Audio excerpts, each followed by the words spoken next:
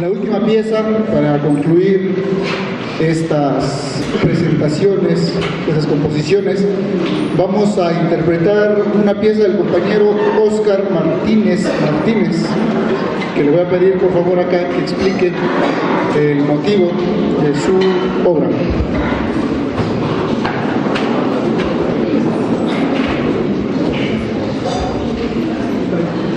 Buenas tardes a todos. En mi pieza yo me basé en una historia vieja de mi comunidad y más las herramientas que nos dio el profe Eduardo. Y mi pieza se llama Pushkush, y en español lo traducimos así, le puse nahuales sobre metal.